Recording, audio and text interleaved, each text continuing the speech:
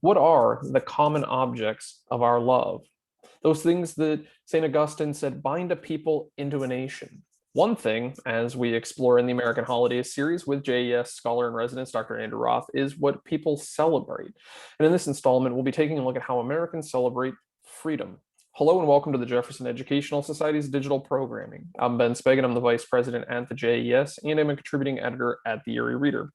What's the difference between an official holiday and an observance? What are the origins of Memorial Day, Veterans Day, Juneteenth, the 4th of July? What was Armistice Day? What was Decoration Day, and how did it become Memorial Day? What Longfellow poem defined the day? What happened on June 19th, 1865, and how did it evolve into Juneteenth? And before the Star-Spangled Banner, what was the American national anthem?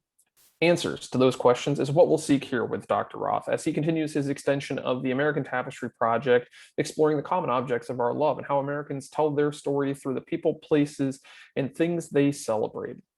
Now, you may recognize Dr. Roth from his book note series published by the JES or his American Tapestry Project, both a radio program featured locally in Erie on WQLN Public Media and nationally on the NPR One app, and a JES digital programming series. In that series, you might recall that when I've introduced him in the past, I've noted his accomplished career in academia, from lecturing to leading, as he's taught various courses before going on to serve in various administrations in Erie and to lead Notre Dame College in Cleveland as its president before retiring and being named president emeritus. Breaking free from that tightening grip of retirement, Dr. Roth heeded the call to serve as the interim president at St. Bonaventure University. Now, we at the JES saw that vulnerability when it came to maintaining a relationship with retirement. We wrangled him in to serve as a scholar in residence, where he not only offers programming and publications, but also facilitates the Ramey Fellowship program. For a fuller bio, much deserved, head over to our website, jeserie.org. Folks, since this program is first airing live on the JES Facebook page, we're going to work our way through as many questions from you, the viewers, as we can as we host this event. If you have a question, just leave it in the comments section below. And of course, if you're listening or watching a later broadcast of this program, still send us those questions, those comments to keep this conversation going. And of course, for more information about upcoming JES programs and publications, do visit that website, jeserie.org, and be sure to like us on Facebook, follow us on Twitter and Instagram, and subscribe to our YouTube channel. Now, it is my pleasure to welcome back to the JES digital stage, Dr. Andrew Roth. Dr. Roth, thank you for joining us for this continued look at American holidays. Thank you for that wonderful introduction, Ben. It's always a pleasure to do these programs with you. It's kind of hard to believe this is episode number 5. We began, I think, I was looking at the dates earlier, and we'll have a slide that talks about it. Back in December, when we looked at 'Twas the Night Before Christmas, and that has kind of morphed into this whole series, which will end up being bookended next December with another deeper look at the history of Christmas. In any event, today's episode of the American Holidays, and I would want to reiterate what you said. There are no prerequisites. One can follow along. Each episode stands alone, although they do share some common themes, and we'll take a brief look at that in a moment. As we have begun each of these episodes, and for those who've seen it before, they'll know this number, but for those who might be looking at the first episode, how many holidays do Americans observe? And I would editorialize that this is a minimum projection. The number is, as we will see later, is much bigger. But if you were to look at nothing more sophisticated than timeanddate.com, you'd come up with 256 holidays Americans observe, either celebrate officially or observe, and we'll clarify that distinction in a couple of minutes. Not quite one a day, but as I said, that's just one source. If you started going a little deeper, I think you might be discovered that, particularly when you had commercial holidays celebrating, National Hot Dog Day, this, that, and the other thing, we'd be not only at 365, but probably well north of 500. But officially, or semi-officially, if we're going to use timeanddate.com as our source, 256 holidays. And we've taken a look at a number of them so far. As I mentioned earlier, we began with, back in, I see now, it was December 22nd, 'Twas the Night Before Christmas. Then in February, we looked at Candlemas, Groundhog Day, Valentine's Day, Presidents, ethnic holidays. We looked at how a nation of immigrants celebrates its origins. our last episode, which was 2 months ago, that caught me a little off guard, but we did have a terrific global summit in between. We did commercial holidays, things like, well, Mother's Day was founded as a commercial holiday, but there are a number of others. Today, we're going to look at celebrating freedom.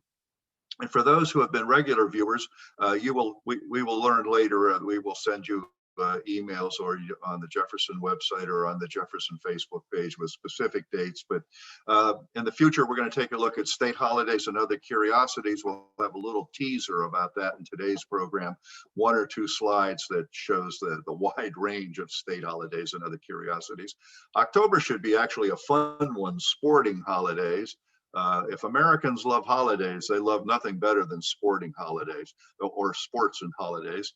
We did not look last winter. It was the night before Christmas. We didn't look at Thanksgiving. So we'll look at the history of Thanksgiving and what it is. And then, as I said, we'll complete this with a bookend by looking solely at Christmas. So that's the series. Each one of these episodes does stand alone. If you miss one or miss all but one, whichever way, they're still, I would hope anyways, I certainly hope, they're coherent in and unto themselves, but they do connect to the larger episodes, or the larger theme. And that's something Ben touched on. Ben, you just touched on.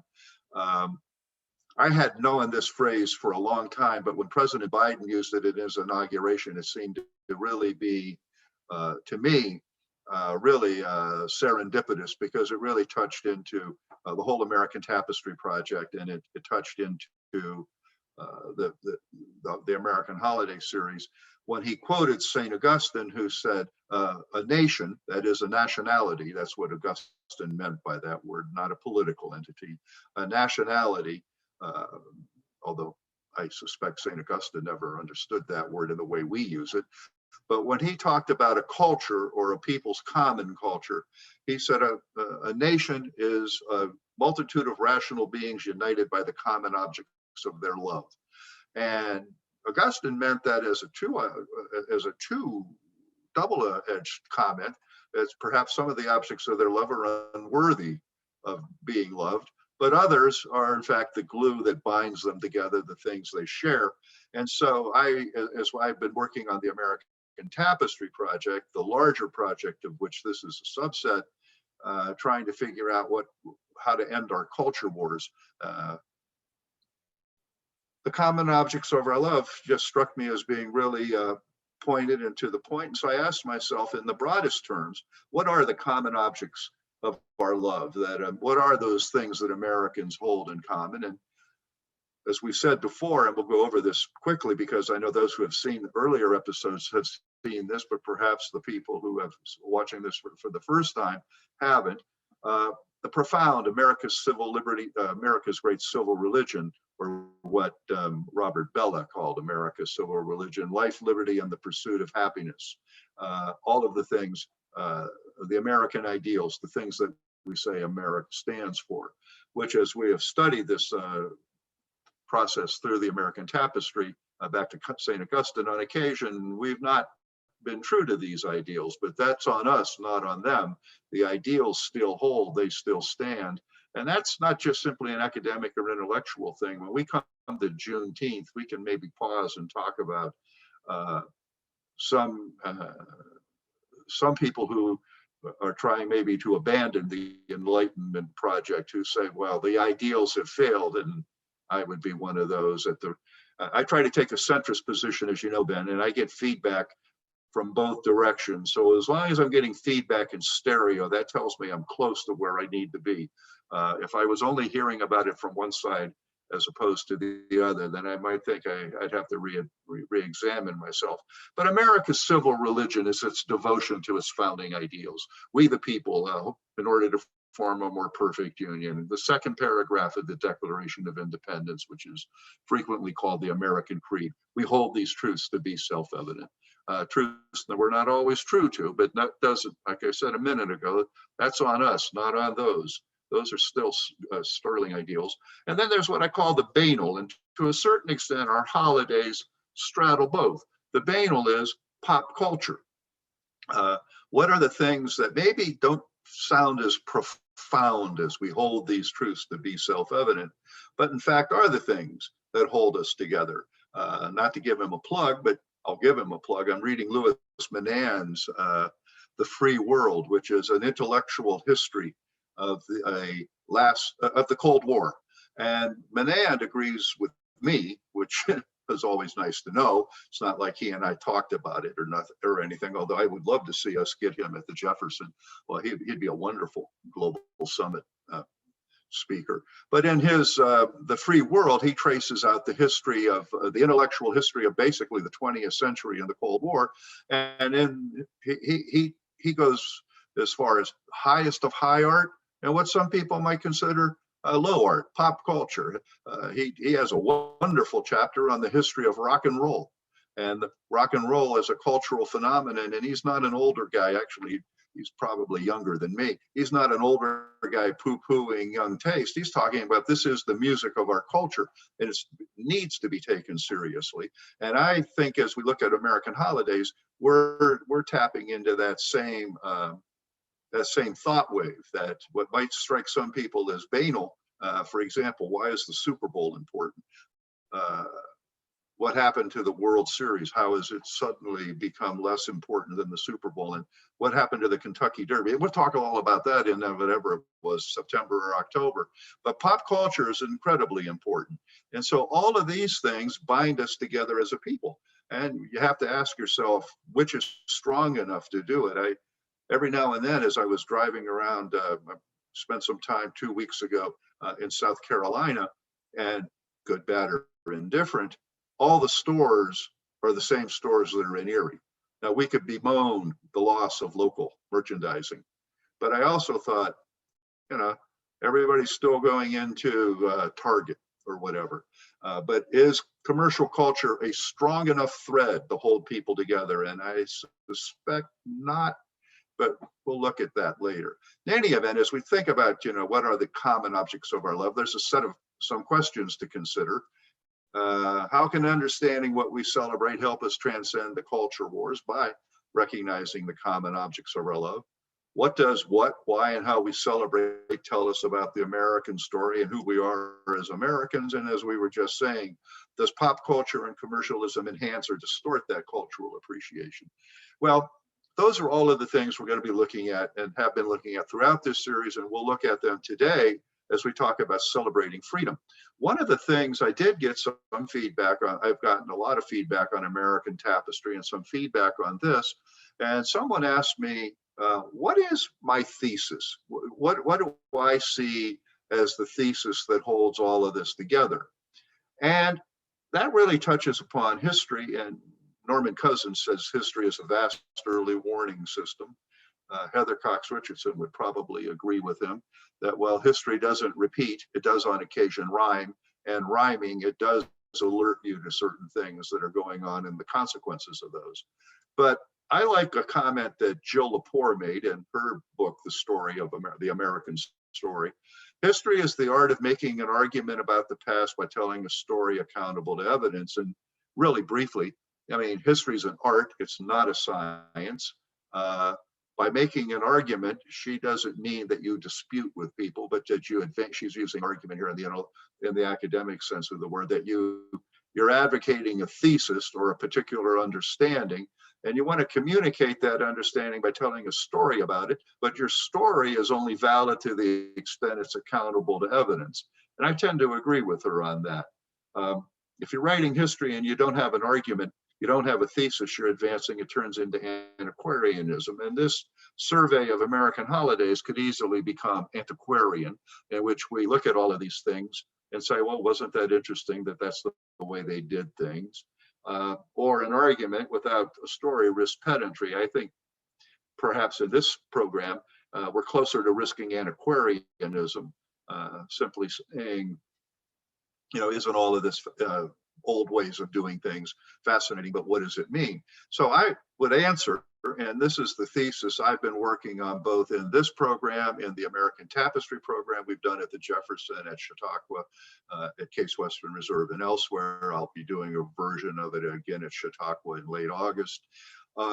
History versus antiquarianism. What's my argument? What's my thesis? Well, my thesis is the story of America is the story of the interweaving of two major threads, the ongoing experiment in individual liberty and self-government, which, by the way, some people might find an inherent contradiction, because where does my liberty end and where does the government's ability to restrain my liberty begin? That's a more complicated sentence than it appears at first glance.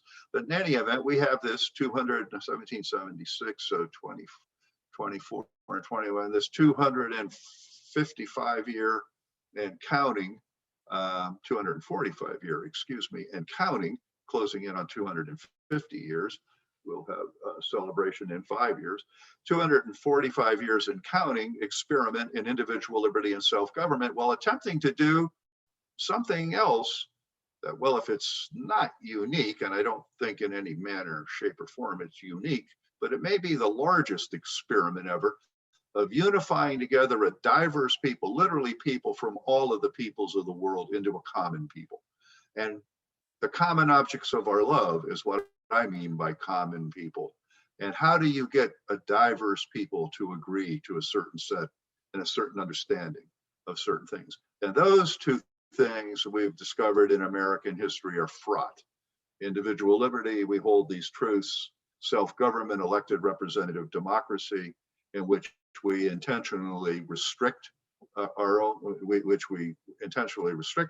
and then diverse people of every ethnicity, racial characteristic, and religious conviction. And the history of multi-ethnic societies is not a particularly pretty one worldwide, but yet we've managed 245 years and counting to hold this one together, but not without some fraught, boy, is that an understatement, not without some fraught moments. So in any event, that's the underpinnings of the whole program. Let's take a look at how we celebrate freedom and how those things appear there, and trying not to be too antiquarian, just looking at all the neat old things, but also keeping that thesis in mind. How does all of this play into our ongoing experiment in liberty and self-government, our ongoing experiment in creating a common people out of a diverse array of people? Well, some definitions that we're going to look at: celebrating freedom, patriotic holidays marking an event or person of historic significance. An observance means they're observed by a locality, a state, or the nation, but they're not an official holiday. And basically the distinction there is governmental offices don't close, businesses remain open. An official holiday is recognized by the appropriate governmental entity, whether it be a city, town, county, state, the federal government, and that entity closes its offices, as do most other businesses and organizations. And we'll see there's a lot of slack in that. Local, self-evident, particular to a specific town, city, or county. State, by definition, restricted to a state, and obviously national, observed nationally. So what are some examples of all of these? Well, local holidays, perhaps, I don't know that it's the most famous, but in some ways it might be the most meaningful, would be Evacuation Day. Now, most people say, what's Evacuation Day? Evacuation Day was March, interestingly enough, March 17th. I'll come back to that in a second. March 17th, 1776, when the British, seeing that Henry Knox had brought the cannons from Fort Ticonderoga and put them on the Dorchester Heights in Massachusetts, the British abandoned Boston. They ended their occupation of Boston, and the American siege of Boston then ended triumphantly with Washington entering it. Now, that is actually an official holiday in Suffolk County, Massachusetts. And without getting too technical, Suffolk County, Massachusetts is coterminous. Is that the correct pronunciation of that word? Whoa, we just went backwards a couple places. I dropped my mouse and we jumped. Suffolk County, Massachusetts is coterminous with Boston. They're one and the same place.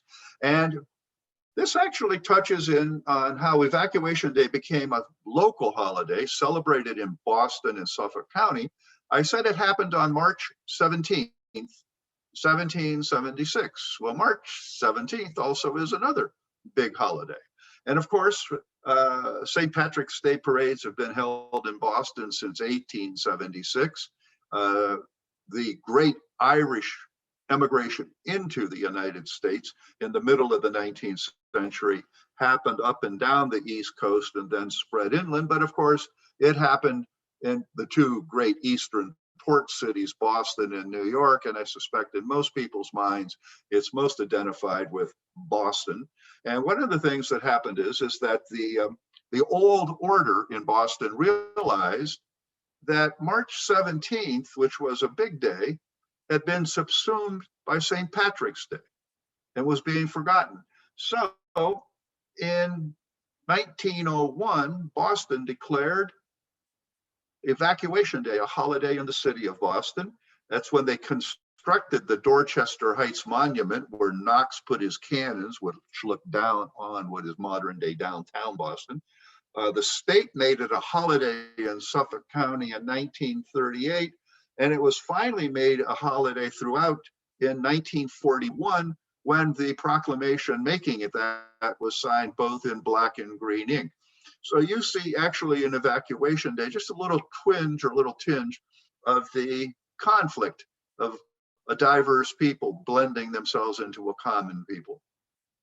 A new group's holiday began to subsume the founding group's holiday. So the founding group's holiday made the holiday an even bigger holiday. And now in Boston, of course, they're both celebrated simultaneously. And I suspect I'm being a little bit technical here. I still would be a little surprised if you asked the average Bostonian on the street, if you were walking down on amidst the St. Patrick's Day revelers, how many of them also know that it's Evacuation Day. But maybe I would be pleasantly surprised and discover it's quite a bit of them. Erie, I sent out a request to a lot of Jeffersonians and asking, does Erie have an official holiday? And we talked about We Love Erie Days and Celebrate Erie, but I don't think, and if I've missed it, I would like any listener to tell me that there is an official holiday recognized by either the city of Erie or Erie County. The best suggestion came, actually, I think it was Roy Strasbaugh who sent me the suggestion, but a number of other people quickly followed up with it.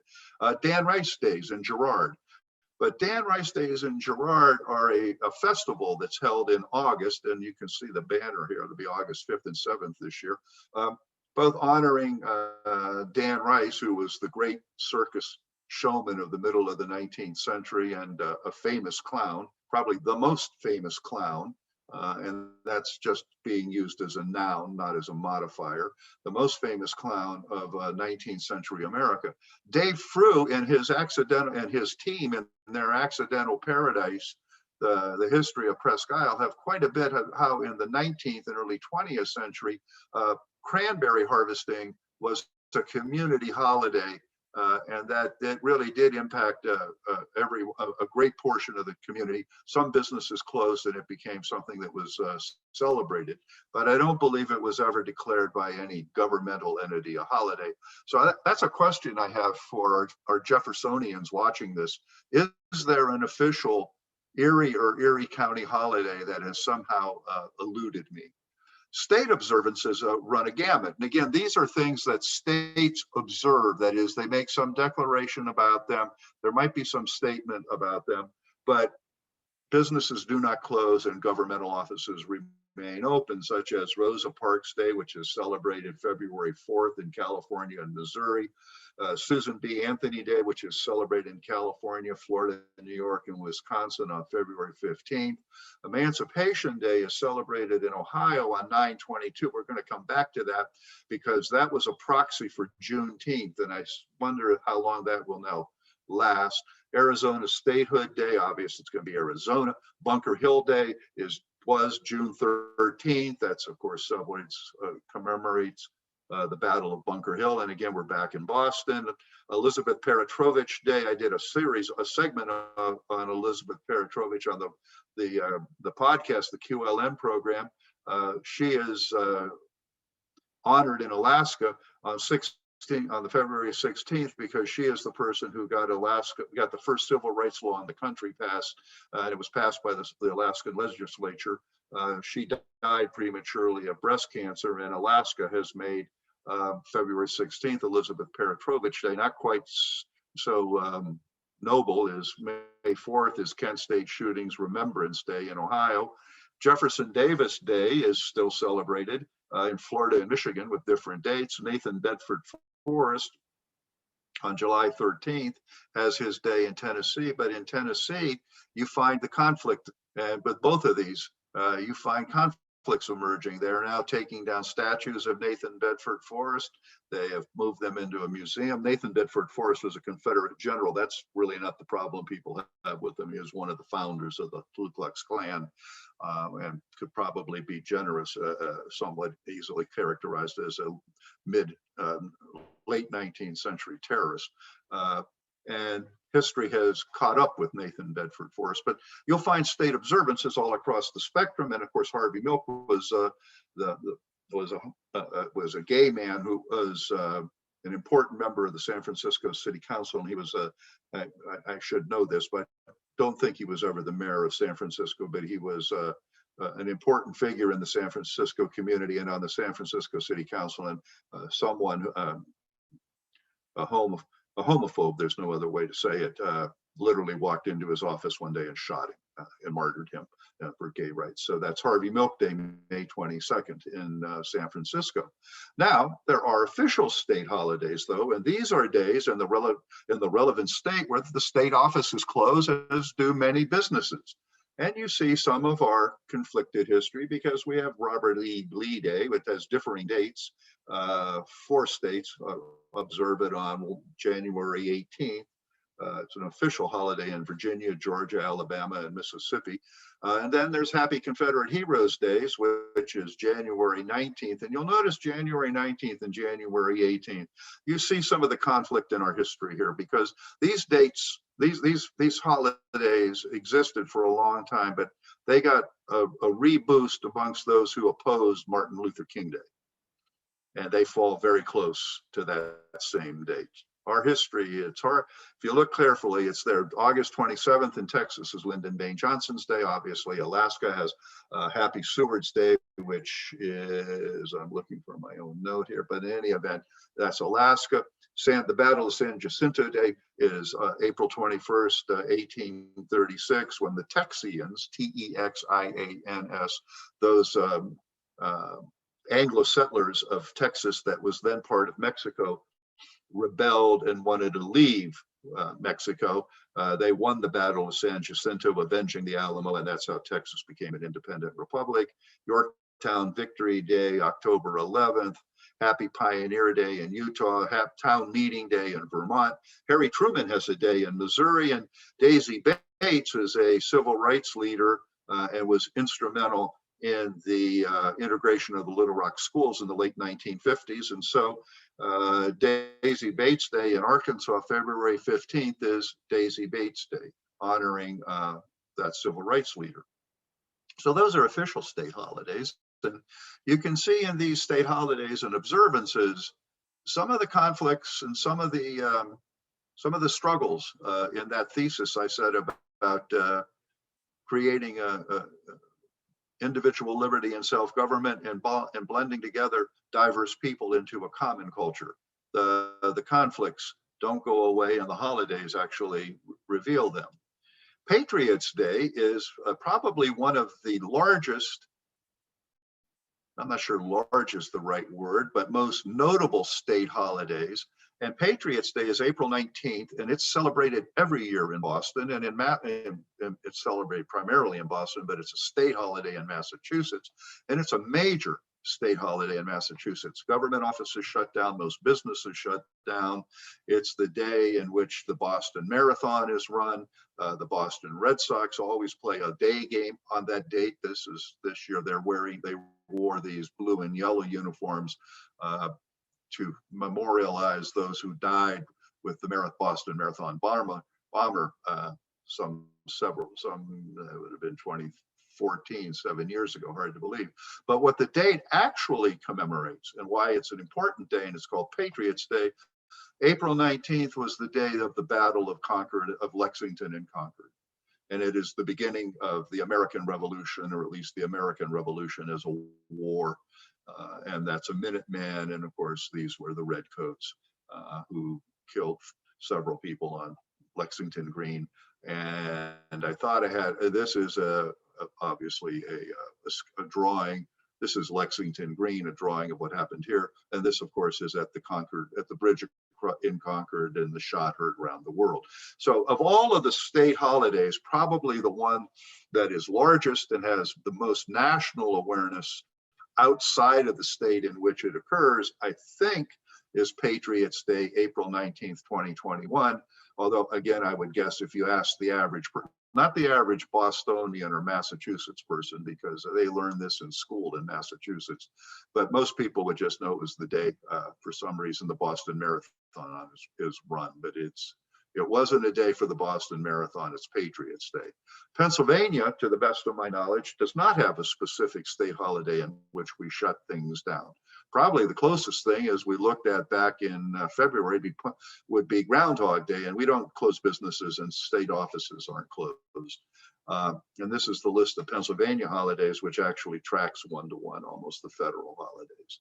National observances also reveal or betray, or reveals a better word than betray, some of the conflict that we've had over the years, from Religious Freedom Day on January 16th, which honors the Thomas Jefferson and the Virginia General Assembly's adoption of Virginia's Statute on Religious Toleration. National Freedom Day, February 1st, the 13th Amendment. There's Jefferson's birthday, which is actually, let me see, April 13th.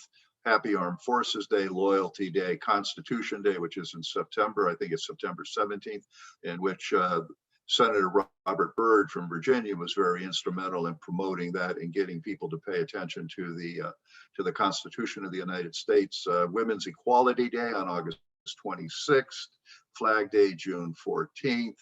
An interesting day that I actually first became aware of preparing this program is Patriot Day, not Patriots Day, which is a national day of observance on 9/11, honoring the victims of the terrorist attacks on 9/11. And then there's, of course, Bill of Rights Day on December 15th. And these are national observances, and I put the number up here. There are 18 of them. And again, they go across, they run the gamut of our holidays. National holidays, everyone knows these because the Uniform Holiday Act of 1968 turned most of them into 3-day weekends. In fact, the only one it didn't turn into the only two it didn't turn into 3-day weekends are Election Day, which is not uniformly observed as a holiday, although federal offices are closed on Election Day, and I think most state offices are closed, but businesses don't close. And there's been some talk that Election Day should be made a full-blown national holiday where the country shuts down so people can go to vote. And we could spend the rest of this program talking about how volatile that idea, that seemingly innocuous idea, how volatile it actually is. And everybody knows these: President's Day, Armistice Day, Veterans Day, Martin Luther King Day, Columbus Day, which, as we learned in the Ethnic Holidays Serie program, a lot of people would like to abolish Columbus Day and replace it with Indigenous Peoples Day or Italian American Day, Labor Day, Memorial Day. And we're going to look at Memorial Day, but the biggest of them is obviously July 4th. And the newest of them is Juneteenth, which became an official federal holiday just literally 2 weeks ago when President Biden signed that into law. And we're going to take a look at both the 4th of July and Juneteenth. But before we do that, let's take a look at the history of Memorial Day. And where did Memorial Day come from? And what's it all about? Did you know? I wonder how many people, even very knowledgeable, very tuned in, very civically aware Jeffersonians know, each year on Memorial Day, a national moment of remembrance takes place at 3 p.m. local time, in which at 3 p.m. local time, everything is supposed to stop for a moment, a minute. And I'm not sure many people know that, because I don't know that I've ever been anywhere where anyone did that. And I think that's something we should maybe think about. Or did you know that Memorial Day was originally called Decoration Day? In fact, I'm not sure, Ben, if you're old enough to ever have heard it called Decoration Day, but I can remember my mother clearly calling it Decoration Day and Memorial Day, both, using those two labels interchangeably. Decoration Day is in memory of fallen heroes, and it emerged after the Civil War. It was the American, that is where the American custom of decorating with flowers and flags the graves of soldiers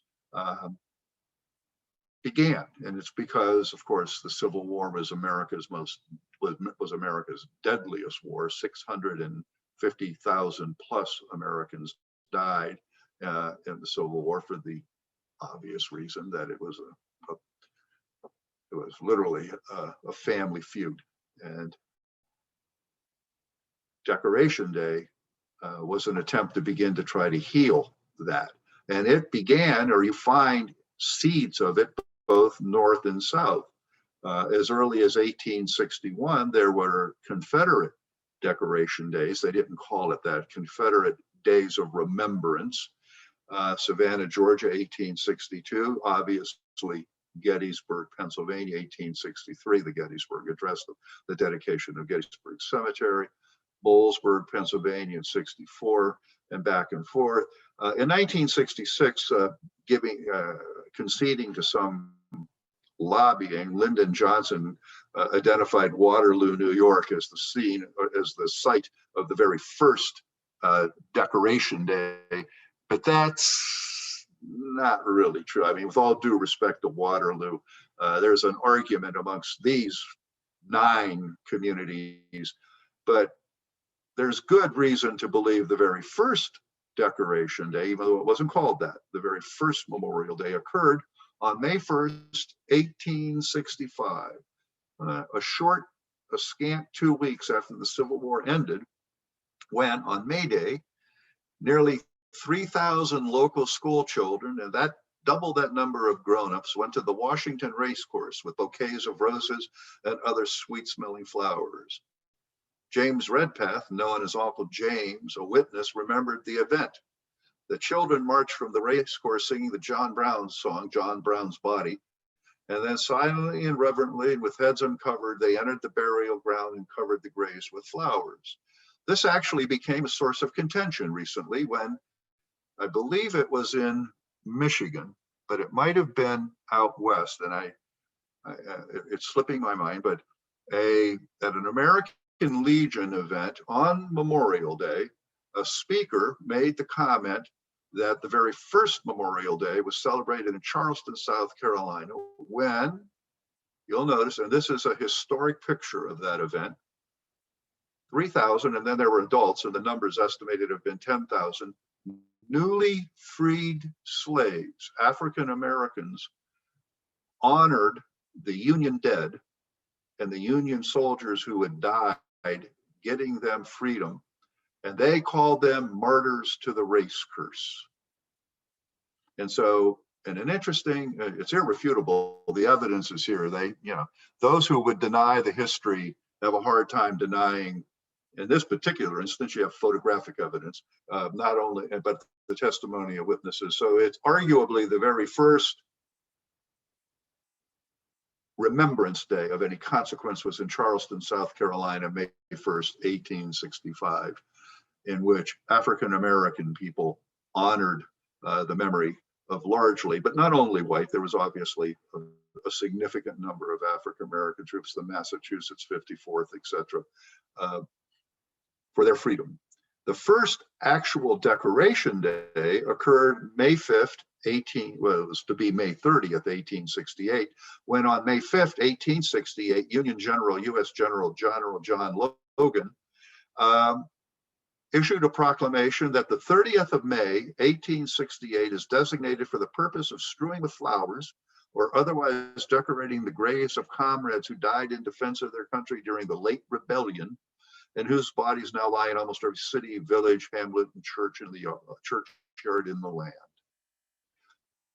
James Garfield, who became president of the United States and who is from about 45 minutes to the west of us, Mentor, Ohio. He's actually from Cleveland, Ohio, but his estate, his residence, and it's worth the drive some afternoon if you want a nice summer afternoon to drive over to Garfield's home in Mentor, which has been preserved and turned into a national park.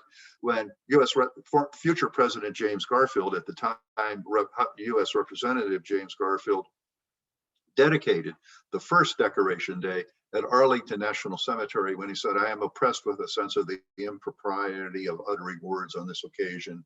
If silence is ever golden, it must be here besides the graves of 15,000 men, whose death was a poem, the music of which can never be sung." Ben alluded to it in the introduction. Henry Wadsworth Longfellow then wrote a poem, Decoration Day, and attempted to sing that song. And actually, in the American Tapestry program on Memorial Day, I think it's episode 11, I have a reading of that poem that you can find. So that's Memorial Day, and that's its history as Decoration Day. It evolved into Memorial Day because, of course, America fought other wars. Armistice Day was November 11th, and it at first celebrated or honored the end of World War I, and it began the tradition of a poppy, giving out a poppy, wearing a red poppy in memory of those who died. But again, we fought other wars, and Armistice Day morphed into Veterans Day.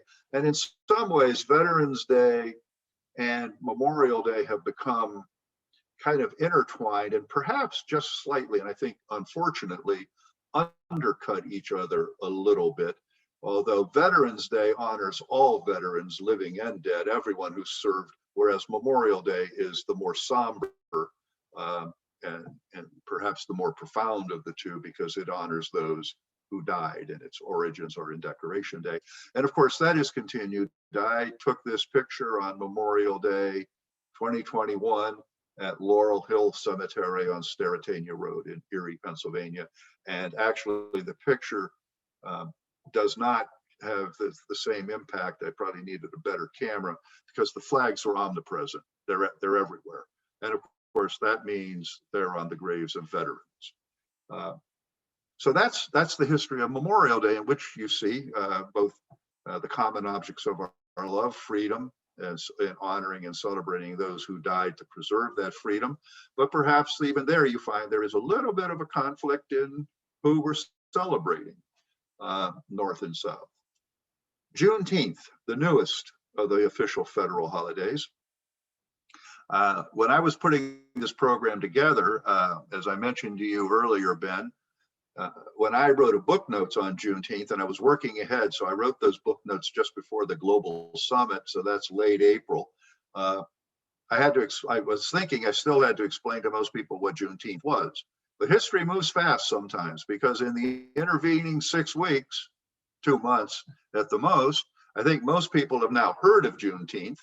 A goodly portion of them probably know what it is, but maybe not a lot about it. And 3, it has now become an official federal holiday that literally 2 weeks ago, I think the exact date might have been June 15th, or no, June 17th, on Thursday, June 17th, I believe is when President Biden signed the proclamation making Juneteenth a national holiday, which was the end of a long campaign by African-American civil rights activists to have that happen.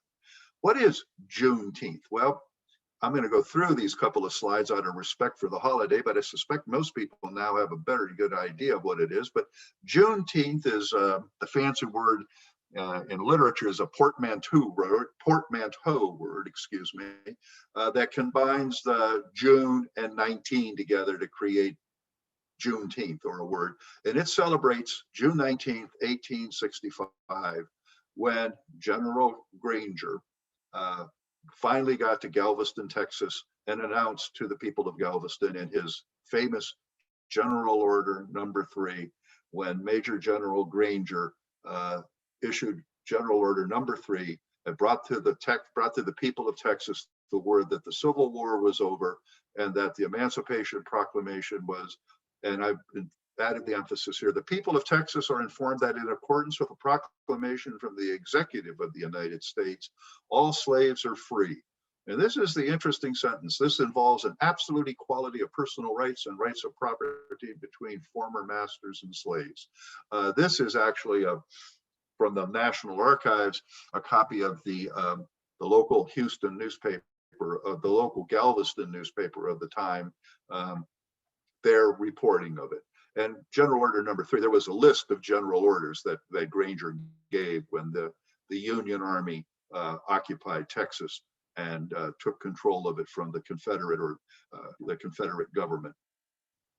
So Juneteenth is the celebration of the final emancipation of slaves from the Emancipation Proclamation, when the Union Army finally got to Texas. The reason it took so long, it's 2.5 years after the Emancipation Proclamation, is it's hard for us to think of this in the age of jet travel, state highways, but Texas of the United States at that time. And to get to it, you would have had to go through the old Confederacy. And so it was the last place in which the Union Army imposed its will, I guess you could say. There's 2 points about Juneteenth, or 2 points about Granger's General Order Number 3 is neither Granger's General Order Number 3 nor Lincoln's Emancipation Proclamation outlawed slavery. All it did was free the slaves in the states of the former Confederacy that had been in rebellion against the Union. It didn't free the slaves in the border states, such as Maryland, Kentucky, and Missouri. That wouldn't happen until December 6, 1865, when, interestingly enough, Georgia ratified the 13th Amendment abolishing slavery, but that was a condition of their readmission to the Union, about which we could have another hour presentation. And like the rest of the Confederacy, white Texans resisted Granger's statement of equality and rather quickly set in motion the redemption, which led to black codes and Jim Crow, reducing Black Americans to second-class status, necessitating the 20th century's civil rights movement. And those two things, particularly that second paragraph, we go over at great length in the American Tapestry Project in the session on freedom's fault lines. The immediate reaction, though, was the slaves were free and many of them left. It's sometimes called the scatter, as they left the plantations where they'd been enslaved and sought out in search of 2 things. Freedom. Some went north, some went to Oklahoma. Well, Oklahoma's north of Texas, but when I say north, I mean some went north. Some went to Oklahoma. But what they were doing, what most of the people were doing, is they were seeking family members from whom they had been separated during slavery. And that happened almost immediately.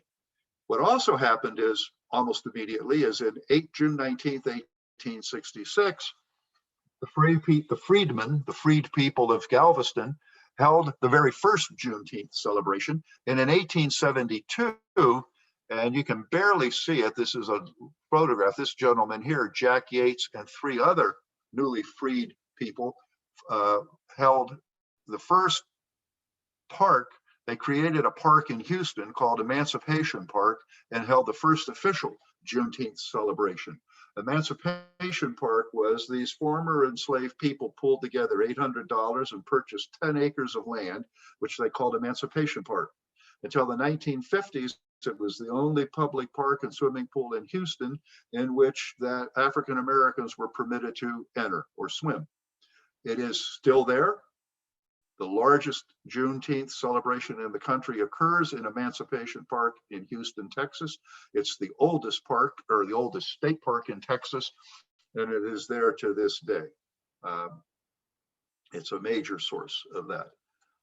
But Juneteenth, for most of its history, was a very localized thing. Texas made it a state holiday, interestingly enough. They were one of the first.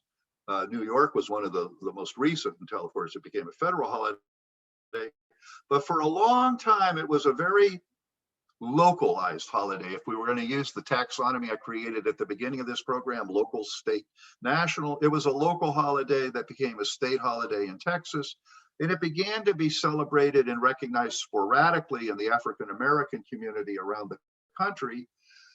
But it really started to take off in the 1960s with the sit-ins, Black college students in the South in the late 1950s and 1960s seized upon Juneteenth as a day to celebrate African American culture and African American heritage in their quest for freedom.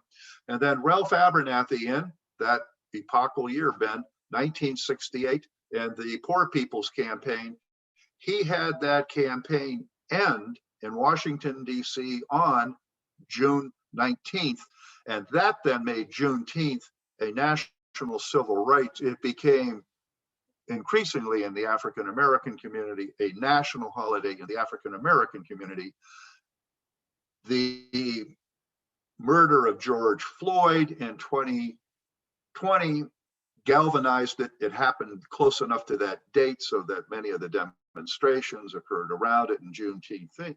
This is Opal Lee, a woman, a 94-year-old woman from Texas who vowed to walk from Texas to Washington, or to walk across the country if she had to get it become a national holiday, which, as we said earlier, on June 17th this year, President Biden did. And that is him giving Opal Lee the pen with which he signed that proclamation, making Juneteenth a national holiday. So you might ask, how is Juneteenth celebrated?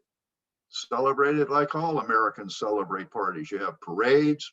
You can see the black and white photograph in the background. You have parades and the color photographs brought up to date. You have picnics in the park. You have family picnics. You have, it's celebrated the way Americans always celebrate things. But the interesting thing is the earliest Juneteenth celebrations, which were exactly like this, although they originally began in churches. Annette Gordon-Reed suggests they began in churches for safety reasons, but they rather quickly moved out of doors and became these kinds of celebrations. But in addition to being a picnic and a celebration and a good time, they also had, as she pointed out in her wonderful little book on Juneteenth, education and self-improvement was a big part of it. They would always involve reading the Emancipation Proclamation. This is Augusta Savage's statue. It's called the harp for the obvious reason, but it was originally called Lift Every Voice and Sing, because a big part of the self-improvement would be not only reading and talking about African American history, but the singing of Lift Every Voice and Sing, which has, of course, sometimes been called the Black National Anthem. It was written by James Weldon Johnson, put the music by his brother, Rosamond Johnson, and it is also become increasingly aware. As a matter of fact, last fall, NFL games, some NFL games played it along with the Star-Spangled Banner. And right here in Erie, Pennsylvania, during last fall's basketball season, Gantton University played it along with the Star-Spangled Banner before sporting events. So that's Juneteenth. That's where it came from. And it's about that. And of course, the biggest of the patriotic holidays is the 4th of July, which tends to dwarf all of them. John Adams, in a letter to Abigail Adams, says, Independence Day be the most memorable epoch in the history of America. It ought to be commemorated as the day of deliverance. It ought to be solemnized with pomp and parade, shows, games, sports, guns, bells, bonfires, and illuminations. And guess what, John? It is. That's what happened. It's I'm watching the clock here, and I realize we've filled up the hour. A lot of people talk about the ambiguity of history. And we talked about that earlier. What is history, and why do things keep getting changed, or how do they get updated? And what is this? This cancel culture, or is it? No, I think what is happening is it's people trying to get it right, just trying to get it right. And this is an interesting one. Note that Adams wrote this on July 3rd. And he said Independence Day should be celebrated. He wrote it on July 3rd. That's because Adams wasn't talking about July 4th. He was talking about July 2nd, when the Continental Congress approved Richard Henry Lee's resolution of June 7th, which, by the way, Adams seconded, that these colonies are and ought to be free. On July 3rd, they edited and adopted it. And on July 4th, they adopted the Declaration of Independence, but they did not adopt independence. They declared independence on July 2nd. They adopted the Declaration as a statement of that, and they signed it on August. Okay, this is a quibble, but the only point I want to make is here is that even something that seems as straightforward as a date can become all ambiguous and confused. So in any event, July 4th, everybody knows about July 4th, and most of these images are from Erie, the Mill Creek Parade, UPMC Park. That obviously is not Erie, it's generic. That's the Mill Creek Parade. I'm not sure where these guys are, but we celebrate July 4th exactly the way John Adams said we should. We've got parades. We have bonfires some places, I'm sure, and we have fireworks. It's what we do. I'm going to take a quick look in the interest of time at some patriotic music associated with these holidays. Now, I don't have the music here today out of respect for copyrights, etc., but you can hear a version of this presentation in episodes 11 and 12 of the American Tapestry Project on WQLN. And when you hear that, they have all of the music. It's all there. And Americans, besides picnics and parades and other things we do, we celebrate our holidays with music. And whether it's John Philip Sousa's Stars and Stripes Forever, Semper Fidelis, the Washington Post March, the Battle Hymn of the Republic, Woody Guthrie's This Land Is Your Land, which he wrote because he was annoyed by God Bless America, James Brown's Living in America, George M. Cohen's Your Grand Old Flag, Bruce Springsteen's Born in the USA, a little more complex if you actually listen to the lyrics, but we celebrate our holidays with music. So one of the questions Ben mentioned in his introduction is, how many national anthems have we had? Actually, it might surprise people that we've had 4 or 5, actually. The first one was Hail Columbia, which was written in the 1780s by a Hessian soldier who had come as a mercenary with the British but decided to stay. And it was really an attempt to celebrate George Washington's inauguration as the first president. And the first time it was ever, I guess this would be technically correct, we could say performed, was at the Assunpink Creek Bridge in Trenton, which Washington went across after the Battle of Trenton, before the Battle of Princeton. I just telescoped about 2 weeks of history into 5 words. But when Washington got to that, the women and the daughters and their daughters of Trenton lined it, dressed in white. Washington went under an arch and they sang Hail Columbia. And Hail Columbia for most of the 19th century was the unofficial national anthem. It went out of favor during, as we approached, and then during the Civil War. Was replaced by America, which most people don't know the title. They call it by its first 3 words, My Country 'Tis of Thee, which actually was written by Samuel Francis Smith, but it is, too, of all things, the melody is essentially the same as God Save the Queen. So that then, for a while in the middle and late 19th century, replaced Hail Columbia. America the Beautiful has never been a national anthem, but there are people who have advocated for it. For a while, Yankee Doodle was a national anthem, but kind of tongue-in-cheekish. And then, of course, the people just like America the Beautiful have lobbied for God Bless America. But of course, the national anthem is the Star-Spangled Banner, and you can hear all of this on the American Tapestry program. Real quickly, Yankee Doodle. What's interesting about Yankee Doodle is an insult that backfired. Yankee Doodle is what the British during the French and Indian War and then during the Revolution hurled as an insult at Americans. It was actually a put down that the Americans then grabbed and turned around and threw it back in their face.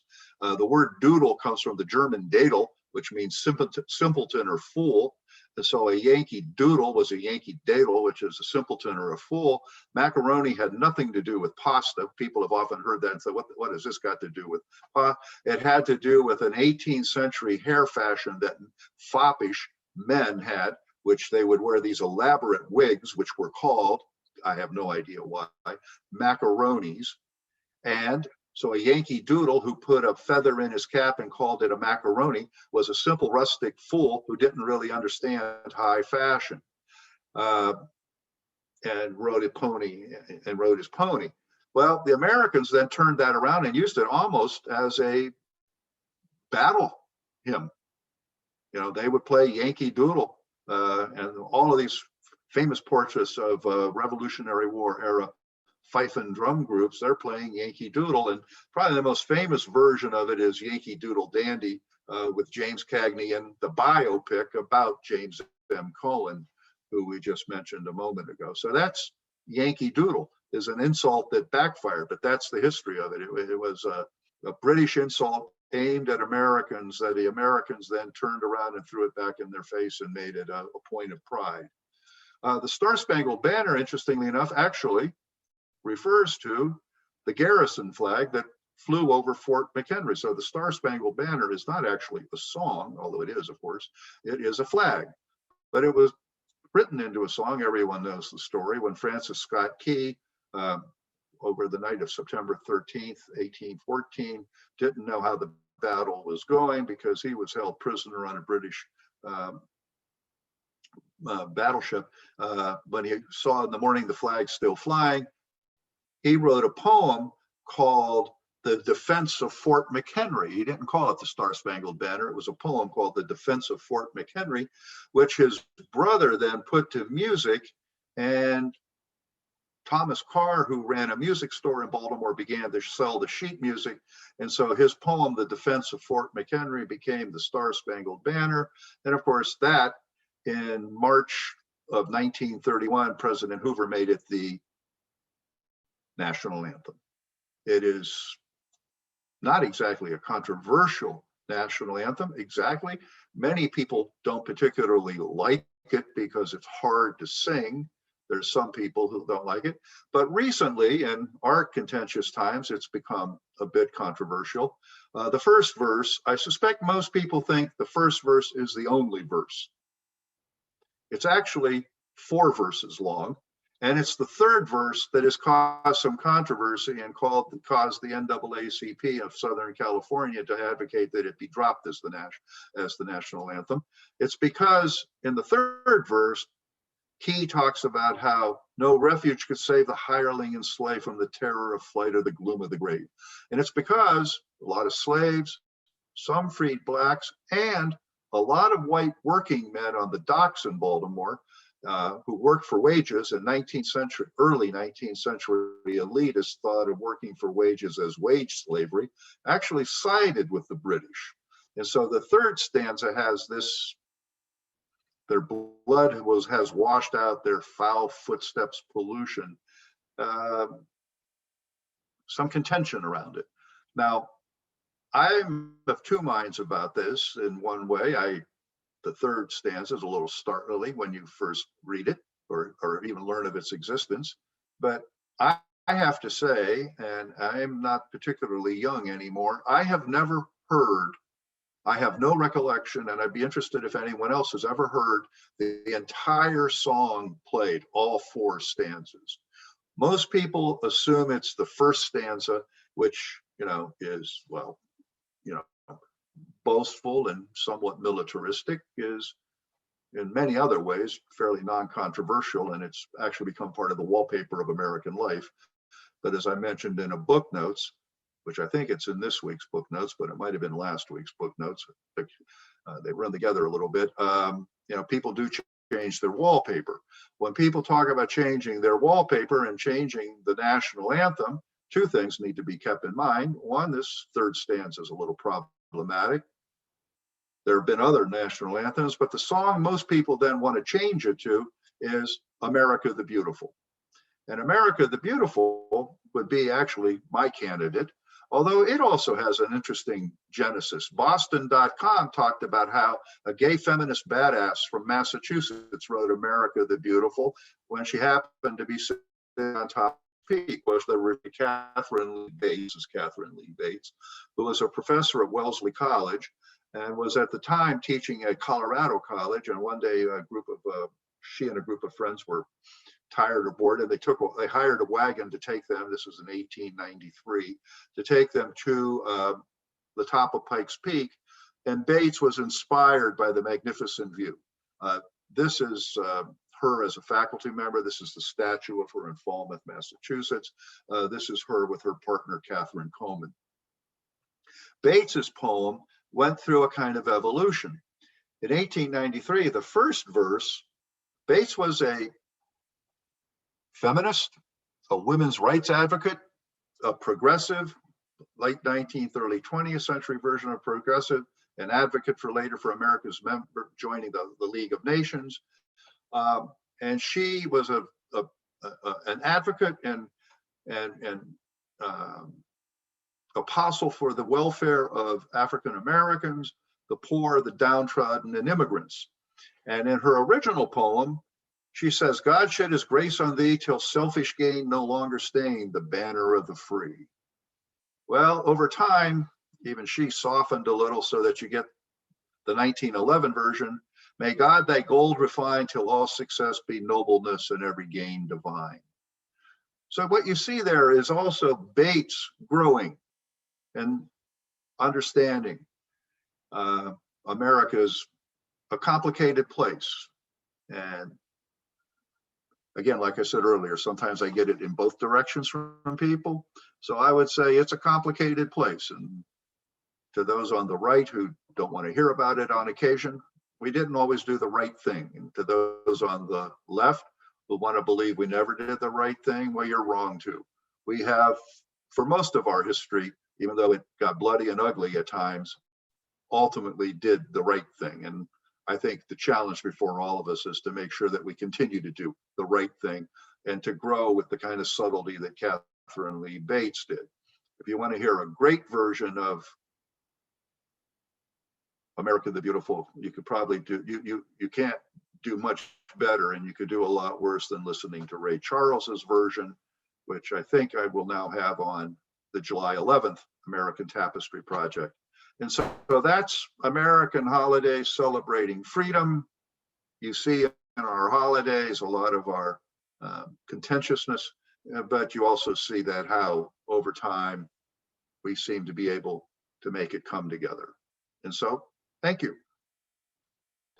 Dr. Roth, thank you. There was a lot of ground and history to cover, and we got through a lot of it there. And just time for a few questions and some follow-up. And one of the things that we've talked about before in these presentations is the impact of commercialism and on holidays. And earlier in the presentation, you lay the foundation talking about the banal and our pop culture. And I can't help but think of the 4th of July and the run on stores for sparklers and fireworks and, other doodads and, flag printed, paper plates that we all toss away. That's what we head to the stores for. So people seem to be celebrating the way that John Adams might have intended, but how many know that John Adams intended us to celebrate that way? And so does pop culture really help enhance, or does it distort our cultural appreciation for our own holidays, perhaps not knowing our history as deeply as perhaps we should?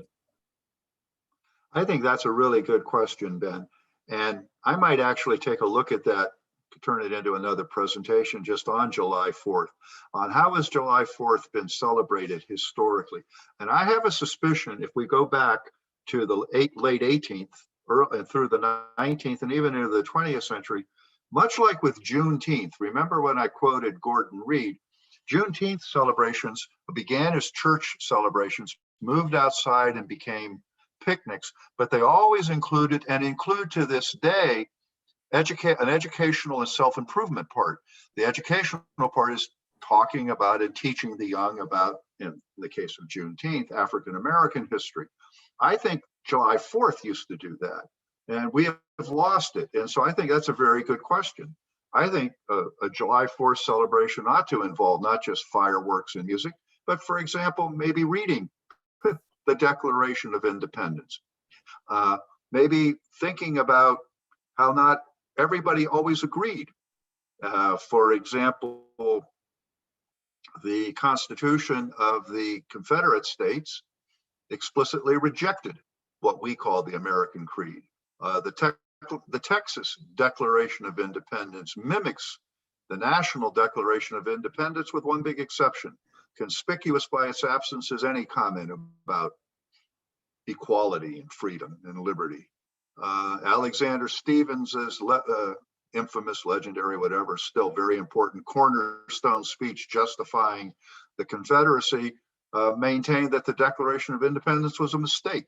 And we don't talk about it. So I think that's a very good question. And I think a very good observation that on July 4th, in many ways, and the background of the basic background I used for this session today, everybody, goes out and, while they're noshing their hot dogs and maybe going to a ball game, probably not a ball, well, they go to ball games, going to a fireworks display later in the evening, might be, and then perhaps listening to concerts.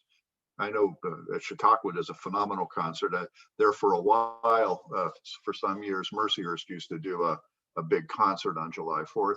But I'm not sure many people actually, stop and think about what this day really means, what it's all about. And I think in any depth. And that's an interesting look back at our holidays. And I can at least say for myself, as much as I was hoping we would see it become a holiday, when we began this series, I couldn't have in confidence told you we would have seen a federal holiday be created. And yet here we are talking about American holidays, just slightly removed from Juneteenth being recognized as a federal holiday. So we have a real learning moment right now as Right. we see a new holiday and learn its history and learn how to celebrate it. Even back to the point you mentioned, in the lead up to this, working to explain Juneteenth to a wider audience and population in acknowledgement that the majority may not have known about the holiday, but we've learned history pretty quickly, but still yet there's a lot to learn. Does this excite you that we're here talking about holidays in a series in 2021 and we got to see a holiday be created in the middle of this presentation? Incredible. And that also, it is exciting. And it does show that, history and culture aren't static. History and culture are living, organic things, and it changes. And one comment that I would make about July 4th and Juneteenth, a number of African American, number of Black commentators, expressing their gratitude, but gratitude is probably not the right word, but expressing their happiness or their joy, or I'm searching for the right word here so I don't overstate it, but expressing their approval and appreciation that Juneteenth has become now a national holiday. They don't want to see that self-improvement and education component of it get lost as it just becomes another day to have a big picnic or a parade. I mean, they should have picnics and parades, but not only picnics and parades.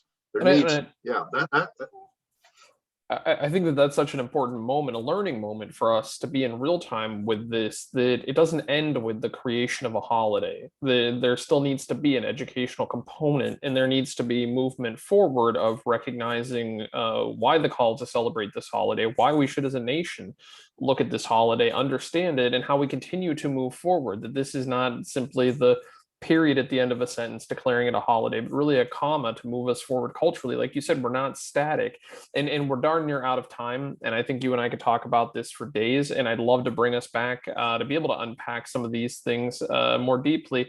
But as we're almost out of time, I've got to ask again, refresh us, because we took a month off with the Global Summit, and we're taking some of summer off as well. Looking ahead, what are we celebrating next in the American Holidays series, Dr. Roth? Well, we have not pinned down a precise date, but sometime in early September, in the first week or two of September, the first or second Tuesday of September, we'll do state holidays and other curiosities. We'll take a little more in-depth look at all of those holidays we just glided over. And then in early October, we're going to look at sporting holidays and how they tie into all of this and the history of, and I'm going to take the opportunity actually even to little bit about the history of sports in America, and then later in the fall, Thanksgiving and Christmas, the two big ones. Whoops. So that's where we are on that. Fantastic. And we are looking forward to that. And of course, folks, a friendly reminder for any of the episodes of the American Holidays series you may have missed, those are all archived, available for on-demand streaming over at our website, jeserie.org. But for now, Dr. Andrew Roth, scholar in residence at the JES and host of the American Tapestry Project on WQLN Public Media, with episodes available on the NPR One app. Thank you for sharing your insights and knowledge with us and helping us better understand why and how we celebrate our holidays. Thank you. You're welcome. Thank you. And of course, to all of you watching along at home, thank you, thank you, thank you, thank you for tuning in. These programs and discussions and the exchange of information and ideas would not be possible without you. For more information about upcoming JES digital programming, do visit our website, jeserie.org. There you're also going to find videos of past presentations available to stream on demand, other publications, including reports, essays, and timely writings, and of course, Dr. Roth's book notes series, as well as more information about other JES initiatives, including the Civic Leadership Academy and the Ringing Fellows Project program under the direction and guidance of Dr. Roth. And of course, be sure to like us on Facebook, follow us on Twitter and Instagram, and subscribe to our YouTube channel. For the Jefferson Educational Society, I'm Ben Speg, and may your holidays be merry, bright, and exciting, and of course, as informative as they can be. Thanks for listening and learning with us.